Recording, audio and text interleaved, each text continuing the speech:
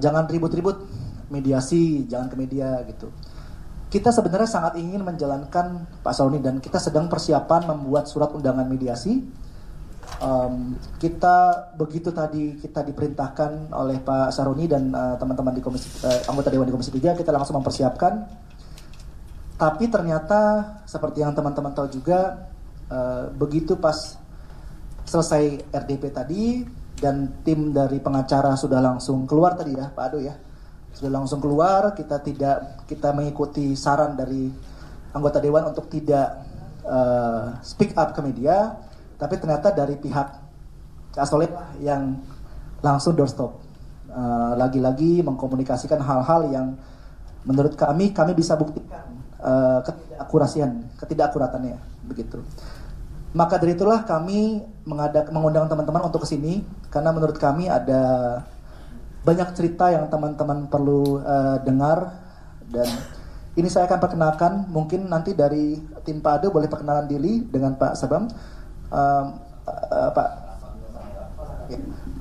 nanti dari samping kanan adalah dari tim kuasa hukum untuk Pak Yansen ya, Pak Yansen. Di samping saya adalah Pak Nasef, beliau mewakili Pak Hamdan Zulfa yang saat ini masih umroh ya Mas ya, lagi luar ya. Jadi sebenarnya kenapa Pak Hamdan Zulfa itu menjadi penting, karena beliaulah yang pada waktu itu menjalankan rekomendasi Komnas HAM bersama-sama dengan tim Komnas HAM. Jadi nanti ceritanya Pak Hamdan, sebenarnya Pak Hamdan ingin hadir di sini cuman masih berhalangan. Di sebelah kiri saya ada Ibu Gira. Ibu Gira ini sudah bekerja berapa puluh tahun Bu? 43 tahun di rumahnya Pak Hadi ya, di rumah keluarga di Pondok Indah Bu ya. Di Pondok Indah, beliau inilah yang sejak puluhan tahun lalu merawat anak-anak yang yang ada di OCI ketika mereka berada di rumah tersebut, Ibu ya. Kalau di pojok sana, cek, oke. Di paling pojok kiri ada Pak Murni. Pak Murni sudah bekerja berapa puluh tahun Pak? 54 tahun. 54 tahun Pak Murni ini adalah pelatih gajah Pak ya. Gajah. Dari dulu gajah terus Pak ya. Ya. Jadi ketika melatih gajah, Pak Murni ini juga berlatih bersama dengan pemain sirkusnya Pak ya. Karena atraksi gajahnya itu melibatkan pemain sirkusnya. Jadi nanti dari Ibu Gira, dari Pak Murni, teman-teman akan dengar cerita bahwa bukan seperti itu kejadiannya. Kalau mungkin selama ini kita hadirkan Pak Tony, kita hadirkan dari keluarga, mungkin ada keraguan, ya ini kan pemilik sirkusnya. Nah, ini sekarang bukan pemiliknya, ini adalah karyawannya. Ini hanyalah 2 dari sebenarnya tadi kita bawa 5 ya. Tadi ada 5 di Komisi 3 DPR. Mereka akan menceritakan perspektifnya. Tapi saya ingin mulai dulu ke timnya Pak Ricardo. Pak Ricardo yang akan menceritakan konteksnya. Mungkin Pak Ricardo boleh mulai dengan menceritakan, dengan mengklarifikasi tuduhan-tuduhan, terutama tuduhan tentang Butet, tentang Ida, dan tuduhan-tuduhan lainnya yang perlu diklarifikasi. Dan teman-teman Pak Ricardo akan punya banyak dokumen, tapi kami akan dokumen di sini di layar. Jadi karena kami tidak ingin hanya bicara, jadi kami coba transparansi, kami coba menjadi transparan dengan membawa banyak bukti. Silakan Pak Ricardo. Selamat sore sebelumnya untuk rekan-rekan wartawan. Saya Ricardo Kumentas, penasihat hukum Bapak Jansen Manansang. Untuk masalah Ida yang dikatakan di podcast bahwa dia setelah kecelakaan tidak diurus, terlantarkan. Saya tadi juga sudah saya jelaskan, dijelaskan oleh Pak Jansen sendiri di Komisi 3. Nah ini saya kalau bisa lihat ini, mungkin rekan-rekan mau lihat bukti-bukti tiket pesawat kelas 1 Garuda langsung diterbangkan dari lokasi kejadian di Lampung menuju Jakarta dan langsung dibawa ke rumah sakit Sumber Waras. Mungkin boleh dijelaskan Pak konteksnya cerita lengkap. Oh iya, jadi Ida ini bagaimana? kecelakaan Ibu Ida itu kecelakaan jatuh dari ketangkasan trapez ya, yang loncat itu. Nah, kecelakaan trapez yang kemudian karena kecelakaan malam kejadian, jadi menunggu besok baru ada pesawat bawa ke Jakarta langsung besokannya.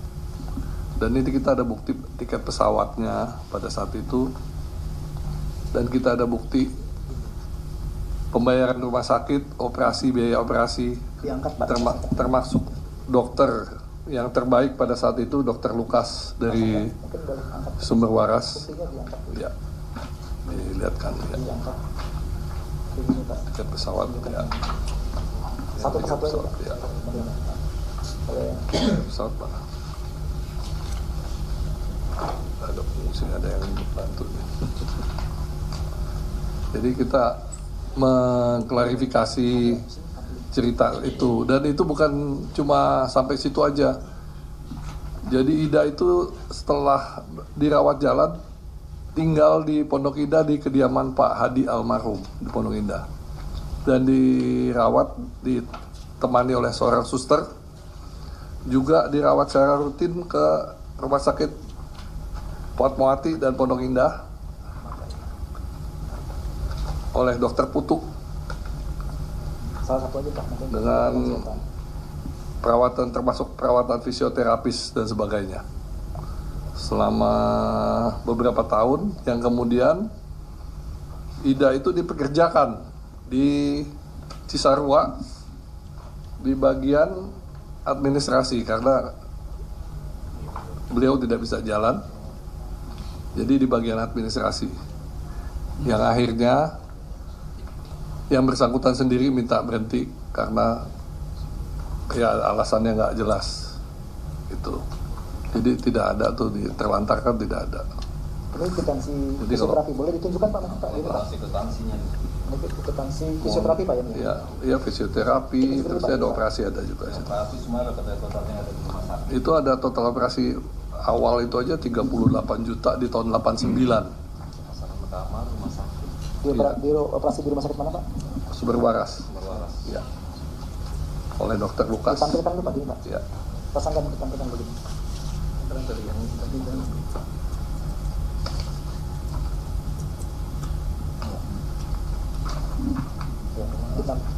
Jadi Pak Ado, mungkin tadi kan di rapat dengar pendapat teman-teman menyaksikan bahwa saya mengutip pernyataan dari Pak Jan. Cowok Soleh, kuasa hukumnya. Dia menyatakan bahwa setelah Ida menjadi cacat, lalu dibuang, Ya, tidak bilang dipekerjakan lagi. Ya. Keterangannya dari kita, Ida ini dipekerjakan selama berapa lama setelah dia cacat, Pak? Cukup lama lah ibu itu, Ibu Gira. Bisa ada sekitar, dia dirawatnya aja 3 tahunan. Ditambah kerjanya ya bisa tambah 3 tahun lagi. Dan kita ada bukti slip gaji dari Ibu Ida. Ya. Ya, Iya. Jadi kita ada bukti slip gaji dari Ibu Ida. Kalau dibilang bahwa Ibu Ida dibuang, ditelantarkan dan tidak diupah, ini semua. kita ada bukti slip gaji dari Ibu Ida. Jadi kalau mau ada yang mau lihat di sini. Ya, ditunjukkan gini aja Pak. Apa? Ditunjukkan gini aja. Tiket pesawat. Tiket pesawat. Ya, gitu. Tahan Mas, tahan. Ada pertanyaan nggak dari kawan-kawan? Betul, Pak. Ya, Pak lagi.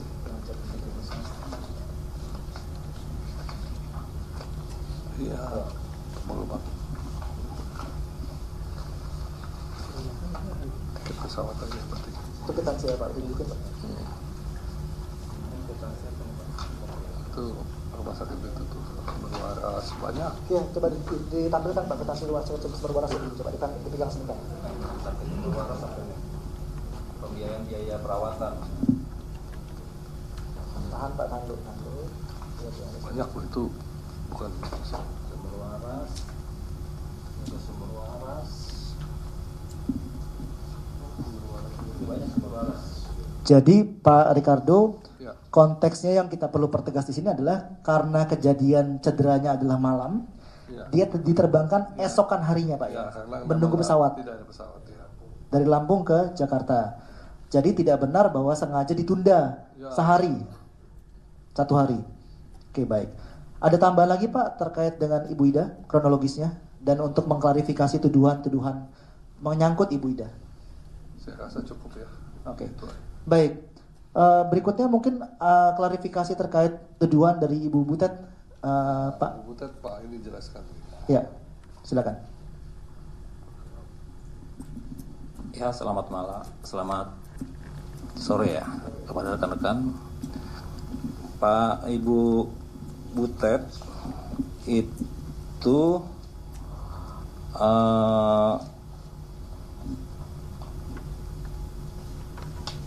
dia memang Masa remaja ya.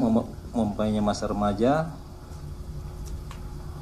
Ibu Butet itu Pertama dia ada tanggal lahir, bohong dia tidak dikasih tahu tanggal lahir. dia mempunyai tanggal lahir tanggal 9 Desember 1971.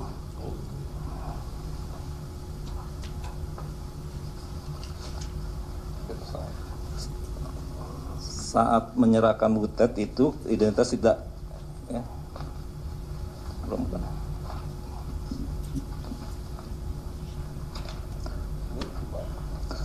Masih banyak ya.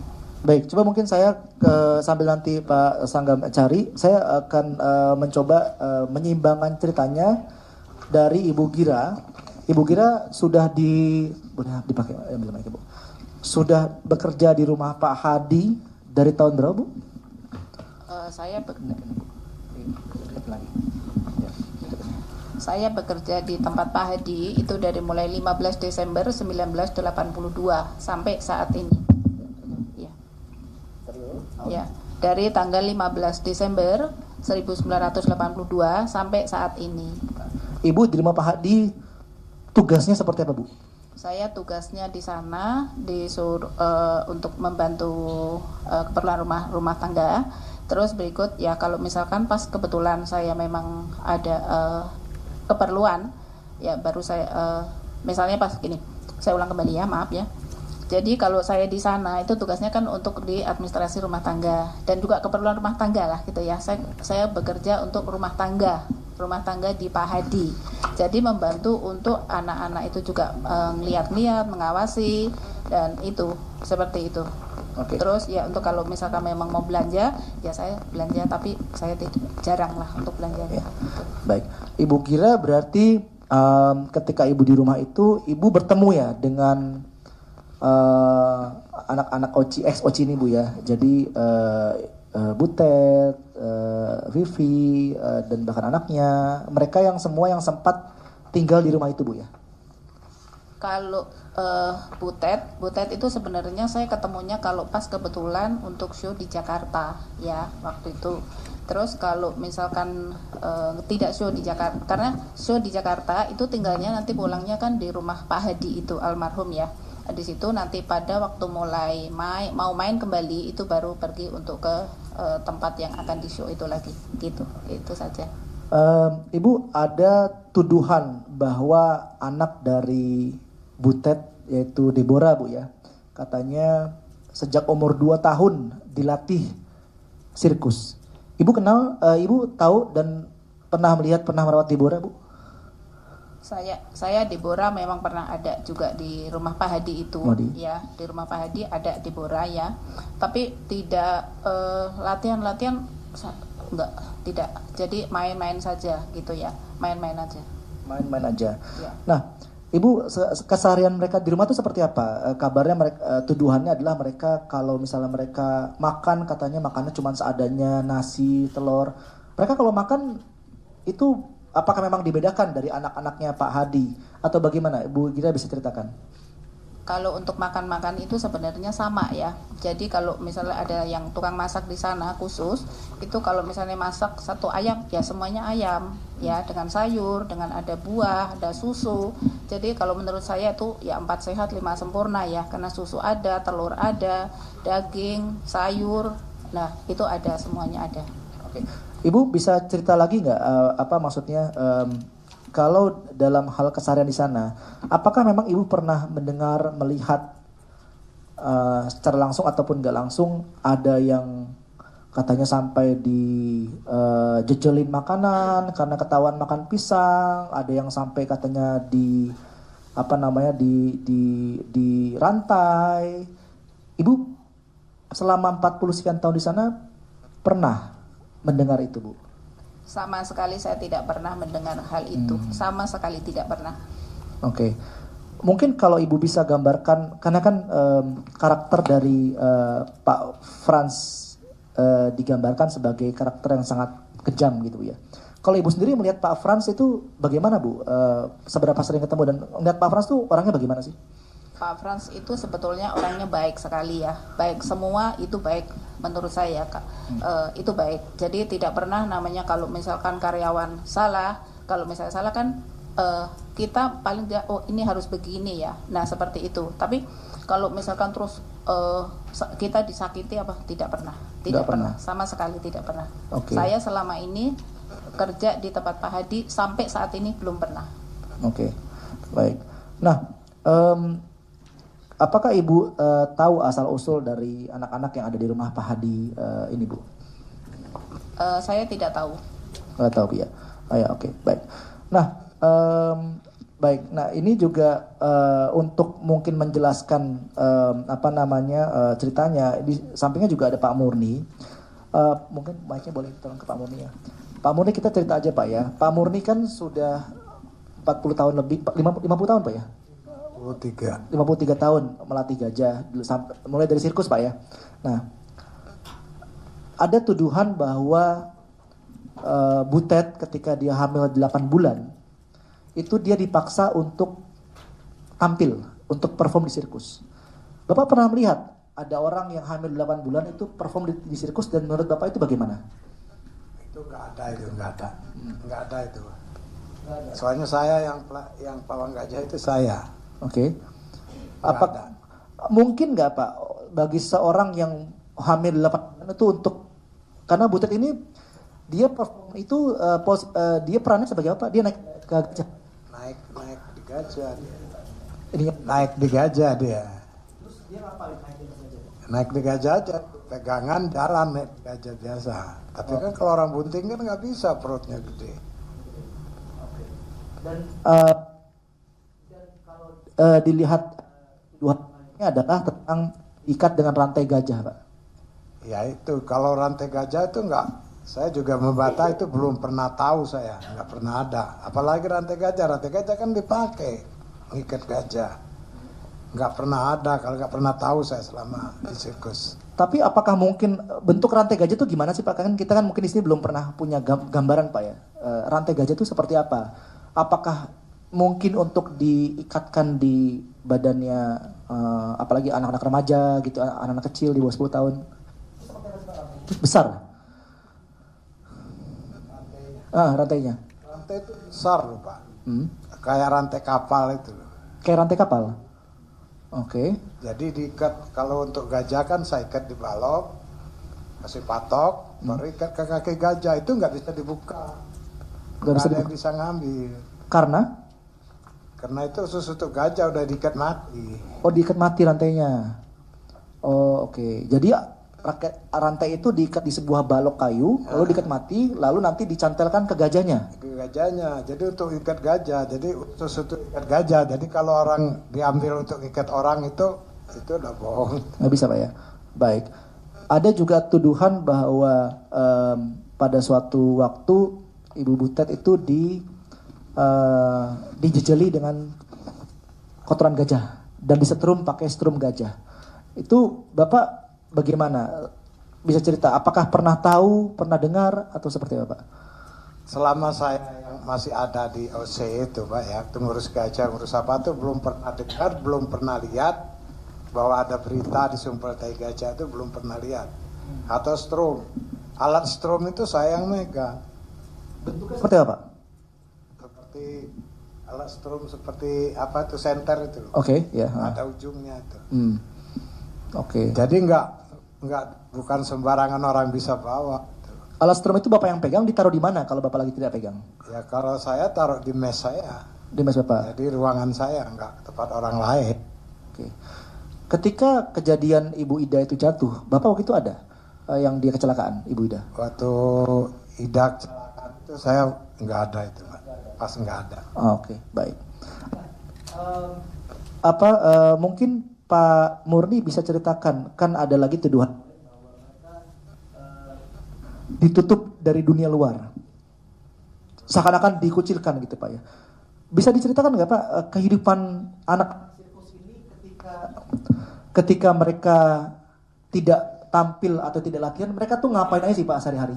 Malam ngapain? Kalau nggak latihan ngapain? Bisa diceritakan mungkin Pak? Kan Bapak kan bagian dari mereka kan selama puluhan tahun. Tapi mereka tuh kalau nggak dibebasin itu enggak, Pak. Memang mereka bangun pagi emang. Jam 7 itu mereka udah mulai pemanasan. Latihan biasa, semaunya mereka masing-masing. Itu termasuk pimpinan saya. Termasuk Pak Yanson, Pak Pran juga di situ melancarkan akrobatnya itu. Jadi bukan latihan tapi pemanasan. Tapi setelah itu paling sampai jam 9. Dan jam 9 mereka sarapan. Nah, habis sarapan itu kan mereka istirahat. Nanti jam 10 mereka mulai lagi. Mulai lagi itu jam 12 mereka istirahat, tidur. Semua harus tidur. Jadi bukan dipaksa mereka nggak dikeluar, tidur, istirahat tidur. Nah nanti jam 3 mereka bangun. Oke. Lalu performa tampilnya jam berapa Pak? Mulai atraksi kita kan malam Pak, mulai malam. jam 7. Jam 7. Jam 7 mulai show. Oke. Jadi kita kan, mereka kan karyawan, biar pemain kan jam 5 ada siap. Iya. Oke. Nah lalu kalau selesai show itu apakah memang tidak dikunciin, tidak boleh keluar dari lokasi sirkus atau bagaimana Pak? Boleh keluar atau seperti apa? Tapi kalau anak-anak, kalau zaman rombongan ini kan masih kecil-kecil Pak. Iya. Masih umur 10 ke bawah itu memang nggak boleh. Nggak boleh. Kita kan takut anak-anak keluar. Iya. Bisa hilang, bisa kemana. Memang nggak boleh keluar pagar. Tapi kalau yang besar, kalau yang sudah belasan tahun itu ada yang Ada. kemana biasanya mereka Pak? Sampai ke depan pintu masuk itu bisa. Oke, mereka biasanya ngapain tuh Pak keluar tuh? Ya cuman bantu lihat-lihat, jaga orang situ aja. Oke. Masuk. Oke, baik. Ya, Ibu kira mungkin ada yang mau disampaikan lagi nggak Pak? Bu, maksudnya perasaan Ibu sebagai orang yang sudah bekerja 40 sekian tahun sama keluarga Pak Hadi. Lalu Ibu sudah baca kan Bu ya pemberitaan akhir-akhir ini ya Bu ya. Ibu bagaimana perasaannya Bu? Ya, saya ikut sedih juga. Anakin lagi Bu. Iya, saya sedih juga ya. Kenapa sih kok bisa begini? Padahal kan kita harusnya, saya sendiri ya, saya mengucapkan terima kasih banyak ya, sebesar-besarnya kepada keluarga ini yang sudah membesarkan saya juga, sudah mengurusi saya juga, sampai anak saya pun tinggal di situ juga, dan sampai satu sudah menikah juga. Terus saya masih tinggal di situ, saya masih bekerja di situ. Jadi menurut saya semua kalau yang dituduhkan itu tidak benar, karena saya tidak pernah melihat seperti itu dan saya juga tidak pernah mengalami hal seperti itu. Baik. Kalau Pak Murni mungkin sebagai orang yang sudah bekerja 50 tahun, gimana Pak perasaan Bapak ngedengar berita yang kayaknya kok serem banget ini Pak? Ya memang saya dengar, ngelihat di TV, ngelihat di acara, ngelihat di YouTube apa itu, memang saya ngeri sekali Pak. Ini kenapa kok bisa terjadi seperti itu? Salahkan mereka itu kan disayangin sama pimpinan OC itu Pak. Cuman mereka kan pelarian itu kan bukan kesalahan dari OC, itu kan mereka lari sendiri, kabur, melarikan diri. Pernah saya cari, saya cegat di Merak, ketemu. Saya ajak makan, udah duduk makan, izin ke toilet atau kabur lagi. Itu terjadinya anak-anak itu kan seperti itu. Ya. Saya juga sangat kecewa sama anak-anak, soalnya kita kan bergaul situ kan siang malam Pak ya. Jadi kayak dibilang saudara-saudara, dibilang adik-adik, udah bercampur baur gitu Pak. Baik. Berikutnya mungkin dari tim kuasa hukum ada klarifikasi tambahan tentang tuduhan bahwa mereka tidak mendapatkan pendidikan ya. Mungkin Pak Aldo, Pak Sanggam boleh ditunjukkan bukti-buktinya dan dijelaskan kepada teman-teman ini adalah apa bukti-buktinya gitu mungkin. Kita punya bukti ijazah ya. Ya, kita punya bukti ijazah anaknya Butet yang namanya Deborah diberikan pendidikan sampai mendapat ijazah maupun ijazah SD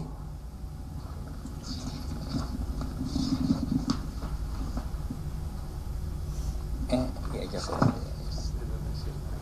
ini sekolah dasar juga SMP. Jadi diterlantarkan memang anak di sana tidak ada. Itu ternyata ini salah satu bukti yang menyandarkan anak-anak dikasih pendidikan yang layak. Adalah gitu. Boleh dijelaskan konteksnya mungkin Pak Ricardo dan Pak Sanggam bahwa kenapa mereka ini baru disekolahkan tahun 90 sekian Pak ya? Dulu sebelum ada saran dari rekomendasi HAM, memang lo homeschooling karena kan baru pindah-pindah ya.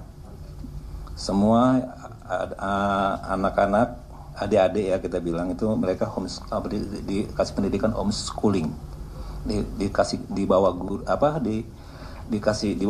diberikan guru yang untuk mengajar yang layak agar mereka dapat layak hidup seperti kita semua. Ya, baik. Nah, berikutnya mungkin saya mau di samping saya Pak Nasif. Nasif adalah perwakilan dari kantor hukumnya Pak Hamdan Zulfa ya. Mungkin Pak Nasif nanti bisa menceritakan apa sih yang diceritakan oleh Pak Hamdan Zulfa kepada kami. Sekedar konteks teman-teman bahwa setelah ketika para teman-teman ex-OCI ini melapor ke Komnas HAM tahun 1997 bulan April ya. Lalu dari Komnas HAM itu memerintahkan kita untuk membentuk tim gabungan untuk menyelidiki, untuk menindaklanjuti rekomendasinya. Gabungan ini berasal dari tim OCI, diwakili dengan Pak Hamdan Zulfa ya, begitu. Ada juga terlibat Pak Tony, dan juga dari Komnas HAM itu sendiri. Nah, kebetulan untuk menindaklanjuti rekomendasi Komnas HAM terkait dengan asal-usul, itu yang pergi adalah Pak Hamdan Zulfa. Mungkin Pak Nasif bisa cerita sedikit Pak konteksnya. Ya, terima kasih. Selamat sore, salam sejahtera bagi kita semua. Yang saya hormati rekan-rekan media ya. Tadi seperti yang dijelaskan, saya sebenarnya mewakili Pak Hamdan Zulfa. Pada saat itu Pak Hamdan Zulfa memang ditunjuk oleh OCI untuk menjadi kuasa hukum pada saat adanya laporan ke Komnas HAM terkait dengan permasalahan atau dugaan adanya penganiayaan dan seterusnya itu. Jadi sebenarnya cerita yang disampaikan sekarang heboh di media ini sebenarnya bukan cerita baru kira-kira gitu. Ini sudah pernah dilakukan investigasi mendalam oleh Komnas HAM. Nah, itu poin pertama. Artinya apa? Artinya dugaan-dugaan yang sekarang yang disampaikan ini, bahwa yang tadi diceritakan lah macam-macam tuh ya, ada penyiksaan, kemudian bahkan dalam tanda kutip ada katanya semacam perbudakan, itu sebenarnya sudah diklarifikasi, diinvestigasi oleh Komnas HAM tahun 97. Jadi tahun 97 itu ada laporan terkait itu, kemudian pihak dari Komnas HAM tentu membentuk tim. Nah, di dalam tim itu ada pihak dari OCI tadi disebutkan juga, ada dari Komnas HAM, dan juga dari pelapor. Ya. Nah, investigasinya itu tidak hanya kemudian dilakukan melalui interview di kantor Komnas HAM, tetapi juga turun ke lapangan, termasuk melihat lokasi-lokasi yang diduga terjadinya ada dugaan yang dituduhkan itu. Jadi tidak hanya sebatas wawancara di kantor Komnas HAM, tetapi juga melakukan peninjauan lapangan. Tentu ini untuk mengkonfirmasi apakah betul ada bukti-bukti yang valid gitu ya terhadap dugaan-dugaan yang disampaikan. Dan itu sebenarnya dalam tanda kutip itu sebenarnya bukan investigasi. Kalau investigasi kan itu seolah-olah sudah masuk ke proses pro justisia, hukum gitu ya. Ini pada saat itu sebenarnya istilahnya adalah pemantauan. Nah, dari sisi pemantauan itu kemudian Komnas HAM menerbitkan rekomendasi. Yang tadi mungkin kalau rekan-rekan ikuti di Komisi 3 itu sempat dibacakan rekomendasi. Nah, hal yang penting mungkin untuk dicermati juga bahwa di dalam rekomendasi itu ya, sebenarnya tidak ada satupun kata atau kalimat yang menyatakan telah terbukti pelanggaran HAM-nya. Kalau teman-teman atau rekan-rekan media baca tadi di dalam rekomendasi itu bahasanya adalah cenderung. Ada kecenderungan terjadi pelanggaran HAM. Ya, mungkin kita semua kalau belajar bahasa Indonesia yang baik dan benar, kira-kira kalau ada kata-kata cenderung itu, tentu itu bukan sesuatu hal yang sudah bisa dipastikan pasti begitu ya, atau terbukti pasti. Nah, dan itu juga terkonfirmasi dengan adanya press release dari Komnas HAM terakhir itu April kalau nggak salah ya. Tanggal 20 berapa? 25 ya? April 2025. Di situ bahasanya juga jelas. Ini yang perlu kami pertegas. Bahasanya adalah dia merefer ke laporan dan rekomendasi Komnas HAM tahun 1997. Bahasanya di situ disebutkan dugaan pelanggaran HAM. Jadi lagi-lagi sebenarnya Komnas HAM sendiri tidak pernah menyimpulkan bahwa telah terjadi pelanggaran HAM. Makanya kalau kita mau merefer ke bukti otentiknya kira-kira gitu ya, ke yang rekomendasi itu yang tadi ditampilkan di Komisi 3 itu kita bisa melihat dengan pasti begitu ya bahwa sebenarnya cerita soal pelanggaran HAM itu sebenarnya tidak ada ya.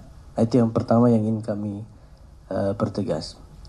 Kemudian yang kedua, bahwa ada indikasi terhadap itu memang di dalam rekomendasi itu ada ya. Indikasinya apa? Ini sekali lagi indikasi ya, artinya bukan sesuatu hal yang telah terjadi dan terbukti begitu. Indikasi baru mungkin bisa ditampilkan di situ. Nah, indikasi-indikasi pelanggarannya itu yang pertama adalah terkait dengan asal usul, identitas, hubungan kekeluargaan dan seterusnya. Itu yang pertama.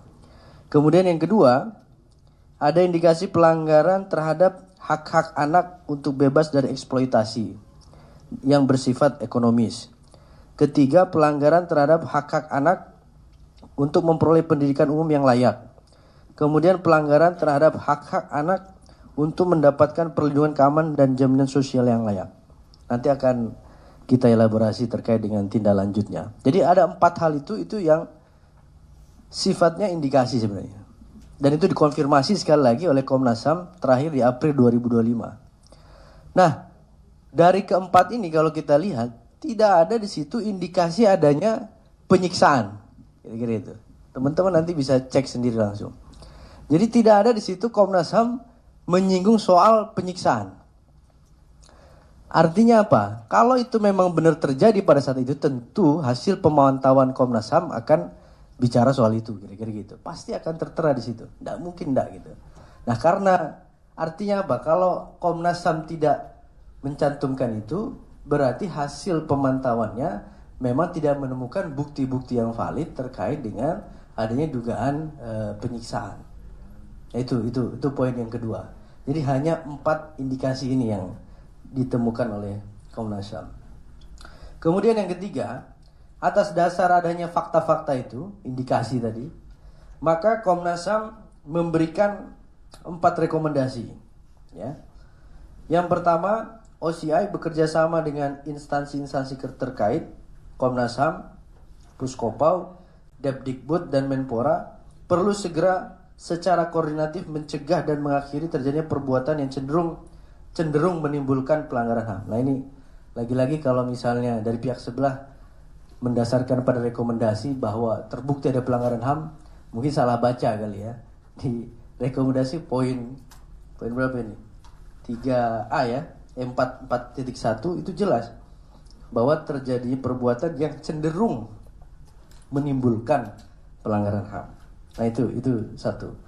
Kemudian yang kedua, 4.2 untuk menjernihkan asal-usul anak-anak pemain sirkus yang belum jelas asal-usulnya, OCI bekerja sama dengan Komnas HAM akan melakukan publikasi dan langkah-langkah yang diperlukan. Nah, terkait dengan rekomendasi 4.2 ini, pada saat tidak lama setelah terbitnya rekomendasi ini, memang Komnas HAM beserta ada dari pengawasnya, jadi nggak hanya Komnas HAM sendiri, ada juga pengawas beserta tim pelapor dan juga tim dari kuasa hukum OCI yang pada saat itu Pak Ham dan Zulfa langsung yang ikut, itu menyisir sejumlah lokasi yang diduga itu tempat asal-usulnya anak-anak pemain sirkus ini. Ya. Nah, ketika terjun ke lokasi itu, ya memang tidak ditemukan lagi begitu ya. Sulit karena ini udah beberapa tahun yang sebelumnya begitu ya. Dan dalam tanda kutip memang sejumlah anak-anak yang kemudian diambil ini katakanlah begitu, itu memang ada yang misalnya dari panti asuhan, atau misalnya ada yang dia hanya punya ibu tidak punya bapak, dan ibunya pun dalam tanda kutip sudah mengikhlaskan lah kira-kira gitu, udah nggak. Sehingga kalau ditanya tadi misalnya soal apakah ada pada saat awal ini perjanjian atau apa, mungkin ya sekarang kita sudah nggak bisa telusuri lagi, karena pada saat itu Komnas HAM pun sudah berusaha keras untuk menelusuri ke arah sana, memang sulit. Apalagi sebenarnya pelakunya pada saat itu dalam tanda kutip ya, yang membawa anak-anak itu, merekrut lah kira-kira gitu, itu kan Pak Hadi Manansang ya, almarhum Pak Hadi Manansang. Sehingga yang 3 orang sekarang ini memang nggak tahu menau gitu loh, bagaimana kemudian anak-anak itu kemudian bisa sampai ke rumah Pak Hadi kemudian ikut untuk bermain sirkus. Tetapi bukan berarti tidak ada upaya, sudah ada upaya terkait dengan hal itu. Nah, pada saat itu ya prinsipnya dari Komnas HAM karena sudah melihat langsung kondisinya ketika didatangi sejumlah lokasi yang sekali lagi diduga tadi adalah tempat anak-anak ini kemudian diambil. Nah, itu kemudian ya Komnas HAM tentu tidak mau kemudian setback ke belakang lagi kira-kira gitu, mempersoalkan terus karena tidak ada ujungnya begitu. Nah, oleh karena itu pada saat itu Komnas HAM menyampaikan bahwa ya ini yang penting kemudian berikutnya untuk ke depan ini identitas para anak-anak ini kemudian diuruslah kira-kira gitu. Yang itu pada fase berikutnya kemudian telah dilakukan oleh OCI gitu. Nah, itu yang rekomendasi yang kedua. Kemudian yang ketiga, praktek latihan terhadap anak-anak atlet sirkus yang disertai dengan tindakan-tindakan disiplin yang keras hendaknya dijaga jangan sampai menjurus ke arah penyiksaan baik mental maupun fisik. Nah, ini kalau terkait ini tentu nanti testimoni-testimoni dari para saksi itu yang bisa mengkonter, karena kami juga tentu tidak melihat secara langsung. Tetapi prinsipnya adalah Komnas HAM sendiri sebenarnya mengakui bahwa memang terkait dengan metode pelatihan di sirkus ini agak beda gitu loh dengan atlet-atlet pada umumnya begitu, yang lain begitu. Karena apa? Karena di situ juga di rekomendasi disebutkan butuh kedisiplinan dan lain sebagainya, sehingga ada mungkin treatment khusus yang agak berbeda. Mungkin tingkat kedisiplinannya yang lebih tinggi dibanding yang lain. Tetapi memang Komnas HAM juga menyampaikan walaupun itu ada dalam tanda kutip dalam rangka melatih kedisiplinan, tetapi tidak boleh sampai mengarah kepada kekerasan fisik maupun psikis dan itu. Nah, itu kalau terkait tuduhan itu tentu yang tadi disampaikan saksi-saksi juga itu bisa membantah itu kan gitu. Kalau itu kan harus dibantah dengan orang yang juga menyaksikan secara langsung pada saat itu. Kemudian yang terakhir, ini terkait dengan rekomendasi yang keempat. Berbagai sengketa yang masih ada antara OCI dengan anak-anak atlet sirkus, ex-atlet sirkus hendaknya diselesaikan secara kekeluargaan.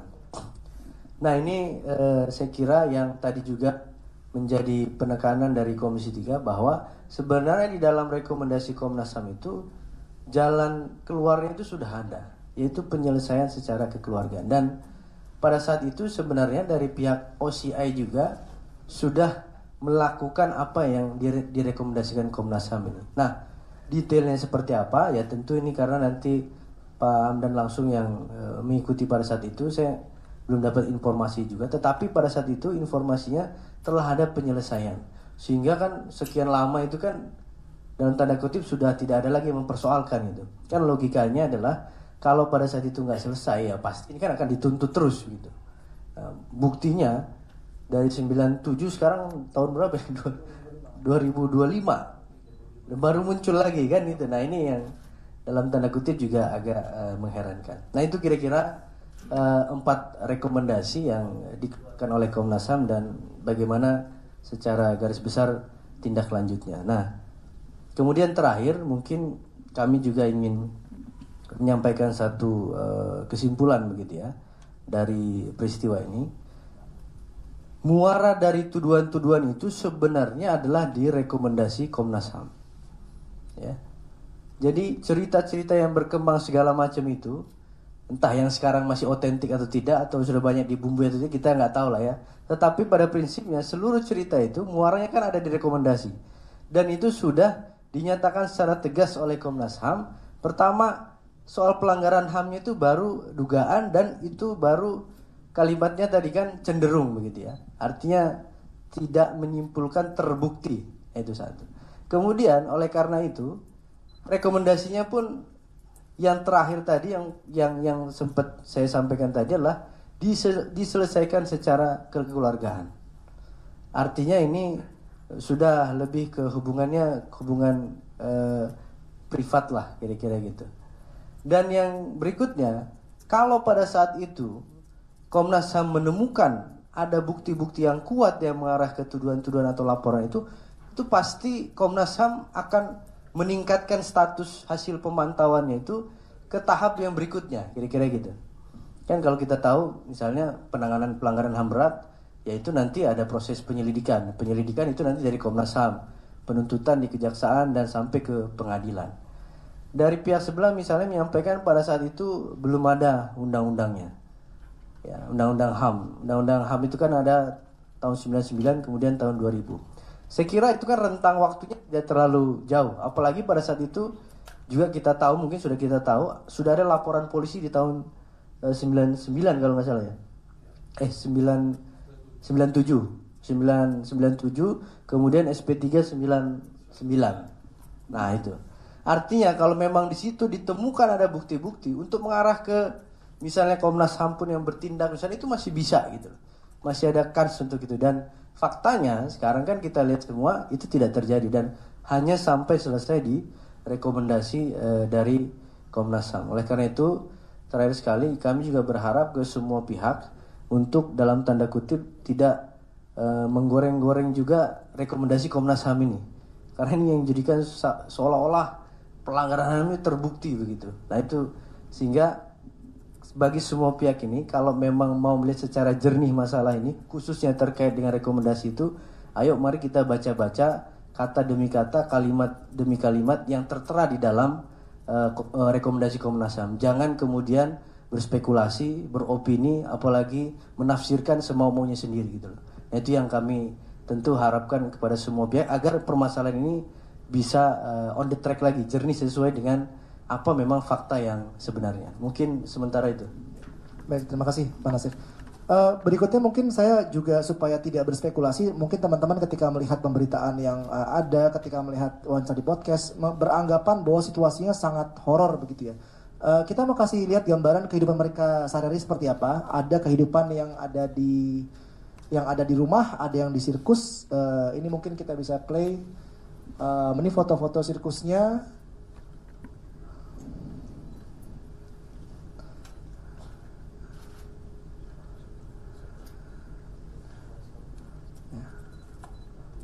Nanti ketika sama ada Butin ya, itu ya.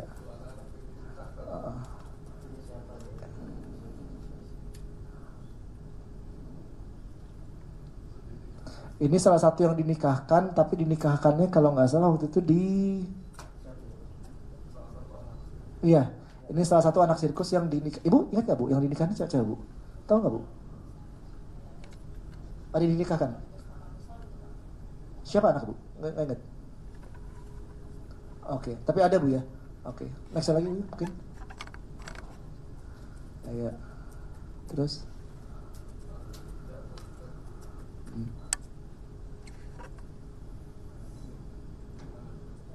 Yang mana Ida, Bu? Baju kuning itu Ida. Oke, ya. Ya, oke.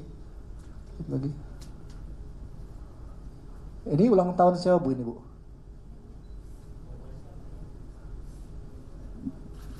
Paling ujung kiri, Butet. Iya. Vivi. Ibu ingat, Bu, Pak Murni tahu yang ulang tahun siapa ini, Pak? Ulang tahun Bapak saya tahu siapa nih? Yang baju hitam.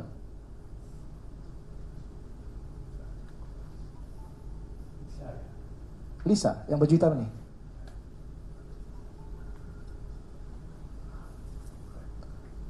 Oke, baik. Lanjut lagi, coba fotonya.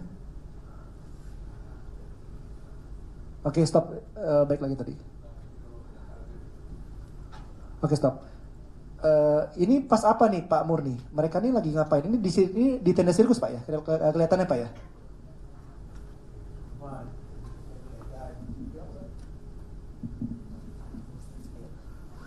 Ini sedang di tenda ini Pak, sedang belajar baca nulis itu.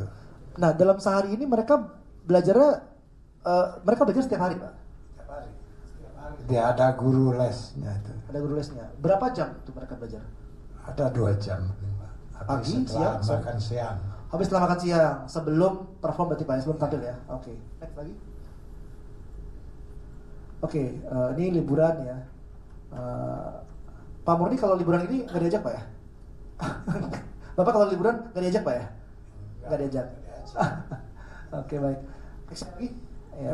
Anak ini kan hampir setiap minggu diajak jalan-jalan kemana aja. Setiap hari Senin kalau nggak salah Pak ya? Ya, tiap hari Senin. Setiap hari Senin itu adalah libur latihan Pak ya, tidak latihan tapi tampil Pak ya. Lalu dimanfaatin buat Ya. ya. Sebenarnya kita juga ada tadi satu kesaksian dari keterangan dari supirnya ya, Pak Johannes tadi ya. Jo ya, Pak Jo ya. Dia supir yang setiap hari itu setiap hari Senin dia mengantar mereka ini jalan-jalan. Iya, memang. Ada yang jalan-jalan ya Pak ya. Setiap minggu pasti ada. Pasti ada itu Pak. Keluar. Pasti keluar ya. Ya. Ini yang baju merah siapa nih Bu? Ibu Ida Bu ya? Itu Bu Ted. Baik. Next lagi yuk. Ini oke, ini kayaknya makan-makan jalan-jalan pas jalan-jalan ya. Next lagi. Oke. Ini jalan-jalan. Iya. Iya. Masih sirkus Bu ya. Oke. Sering kayaknya banyak ya Pak ya foto jalan-jalan ya Pak Murni ya. Ini Butet sama Ida. Butet sama Ida. Yang Butet yang kiri Pak ya. Pas ulang tahun ya. Ulang tahun. Kayaknya ulang tahun Butet ya. Oh iya ulang tahun Butet tuh di kuenya Butet tuh. Ada kursor nggak? Coba di bagian bawah kuenya tuh. Enggak. Oh enggak ada ya. Tuh. Ya. Tuh di bagian bawah kelihatan Butet. Situ. Di bawah angka 16 ada tulisan Butet ya. Ini ulang tahun Butet ya. Next lagi.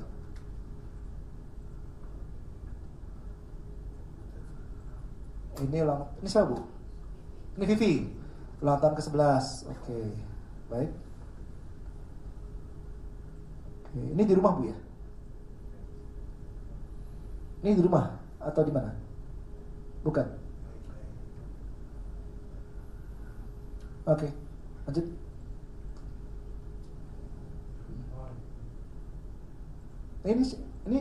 Ini pesta apa Bu?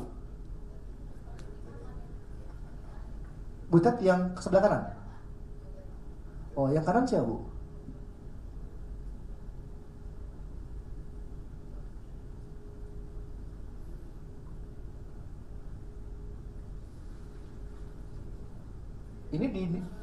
Ini angkatannya Butet berarti Bu ya? Dinikahkan. Ibu datang ke nikahan ini?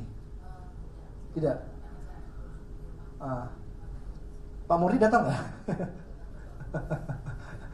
Oke, baik. Next lagi. Iya. Oke. Oke. Ya. Oke. Nah, oke sebentar. Audionya bisa di nyala? Audionya nyala nggak? Oke, jadi itu tadi adalah foto-foto dari anak-anak. Jadi teman-teman mungkin bisa menilai sendiri apakah memang mereka dalam suasana yang disekap, dalam suasana yang terancam, dalam suasana seseram seperti yang digambarkan selama ini. Berikutnya adalah konteksnya ini adalah Joshua.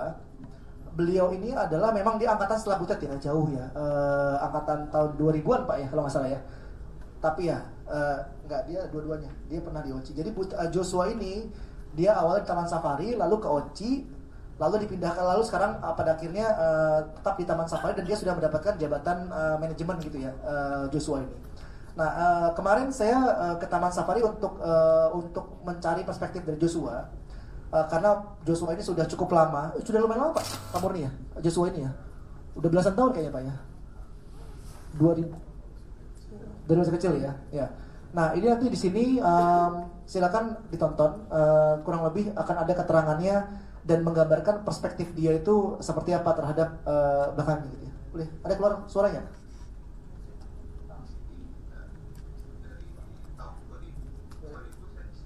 Sempat di sirkus ya? Ya. Di sirkus itu berapa tahun? Kalau di sirkus itu saya di tahun 2013 Januari awal tahun sampai terakhir di 2020. Oh 2020, Januari. tahun gitu ya. Ya. Oke. Dulu di sirkus pegang apa Jos?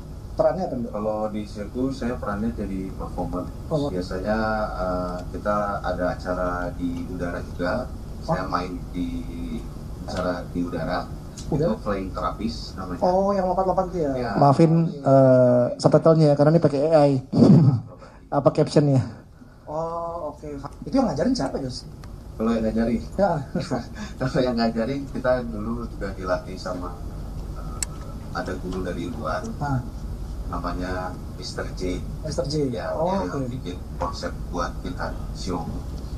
Maksudnya tadi kan benar-benar nggak bisa terus diajarin lompat terapis gitu ya, terapis habis itu apa lagi tadi? Main ya. Ajaran susah. Kalau belajar itu gimana jam ya, jam latihan ya. Kadang kita nggak bisa nemuin skill itu yang baru itu kalau hitungan latihan jamnya kurang. Kalau cuma sejam, 2 jam itu kita nggak akan ketemu. Tapi kalau rutin ada jamnya, porsinya biasanya 4 jam Sehari itu sehari. Oke. Nah kita akan nemu lebih mudahnya lagi nanti. Sehari latihan 4 jam tuh apa pagi, siang, malam atau gimana? Kalau malam perform biasanya? Ya, kalau malam perform. Kita cuma latihan pagi sampai siang. Pagi sampai siang. Ya. Terus dari siang ke malam ngapain?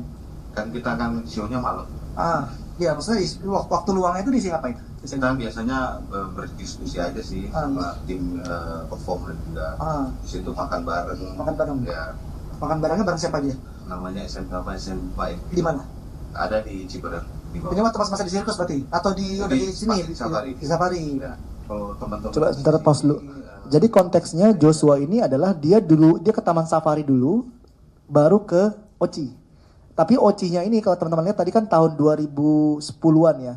Itu sudah manajemen OCI yang berbeda karena tahun segitu tuh OCI-nya tuh sudah diisi sama orang-orang luar, sama bule-bule. Jadi kalau teman-teman lihat ada Oriental Circus di tahun segitu itu isinya banyak ya kalau nggak salah ya Pak Murni ya. Pak Murni OCI yang tahun-tahun 2010 ini kan isinya banyak orang luar Pak ya. Iya itu sudah berpindah manajemen jadi sudah nggak dipegang sama tapi namanya masih Oriental Circus Indonesia. Jadi Joshua ini besar di Taman Safari lalu sempat dipindah ke OCI lalu sekarang balik lagi ke Taman Safari. Makanya tadi ada timelinenya agak lompat-lompat ya teman-teman ya. Ngelit ya anak-anak dari tahun 2021. Oke. Saya dipercayain sama Om Frans jadi wakil kepala Frans Manansang ya. Di Safari Theater. Sekarang saya juga ngepegang menjadi kreatif sama performer juga. Kalau saya kalau itu ayah saya sih, bapak saya. Kenapa kok bisa nganggap dia gitu? Karena gini ya, tanpa Om Frans juga saya bukan apa-apa. Gitu. Dari hati saya kayak ngeliat Om Frans tuh ngebimbing saya. Apalagi saya dipercayain untuk pegang Safari Theater, terus mengarahkan biar anak-anak tuh jadi teamwork yang solid gitu. Jadi kalau mau ada event, mau ada panggilan dari owner bikin acara, kita siap. Kamu galak nggak? Hah? Yang benar, galak kali. Hoax itu. Nggak galak emang? Enggak. Nggak. Yang kamu pelajari banget dari Om Frans apa? Lebih kayak kita harus jadi orang yang bisa terus di atas gitu. Jadi maksudnya kita tuh harus bisa jadi kapten ya, untuk bawa skill yang kita punya itu kita harus gunain juga. Jadi sini teman-teman bisa lihat bahwa reaksi dari Joshua ketika saya tanya tentang katanya Om Frans galak, teman-teman bisa lihat reaksinya bukan reaksi yang dibuat-buat, bukan reaksi yang diarahkan. Teman-teman bisa lihat spontanitasnya, dan teman-teman mungkin bisa merasakan ketulusan dari Joshua ini ya, gitu. Ini FYI yang diwawancara oleh pihak ketiga, oleh saya sendiri tidak diarahkan sama sekali karena saya terlibat dalam prosesnya begitu. Oke, sebenarnya kita ada satu lagi, cuman belum sempat diedit, namanya Alex. Bahkan dia sudah sampai, dia angkatannya Alex hampir sama kayak Joshua Pak ya angkatannya, Pak Murni. Iya, hampir sama Pak angkatannya kurang lebih ya kayak Joshua, itu startnya 90 akhir kali ya Pak ya kalau nggak salah ya. Dia bahkan sudah sampai bisa, sekarang dia lagi renovasi rumah Pak katanya Pak di Purwokerto. Rumah ibunya itu dia renovasi 300 juta, sudah jalan hampir 3 tahun sudah mau selesai Pak katanya. Itu menunjukkan bagaimana mereka diupah dengan sangat layak begitu ya. Baik, ini sedikit cerita tentang personal life-nya. Saya mau kembali ke aspek hukum, ke Pak Ricardo. Selain dari Komnas HAM yang sudah diceritakan oleh Pak Nasef tadi, ada juga proses SP3 di kepolisian ya. Ya, mungkin boleh diceritakan kali Pak, SP3 di kepolisian itu detailnya seperti apa? Itu pada tahun 1997 setelah rekomendasi Komnas HAM, rupanya ada laporan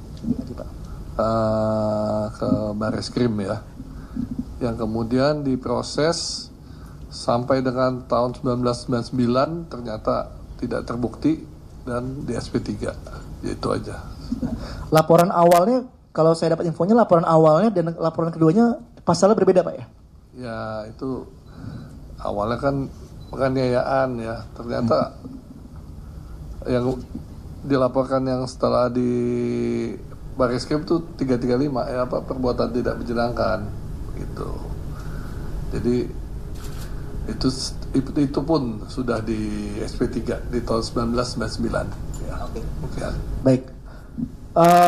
Ya kurang lebih itu mungkin yang kita sampaikan. Teman-teman kalau ada pertanyaan silakan, mungkin kita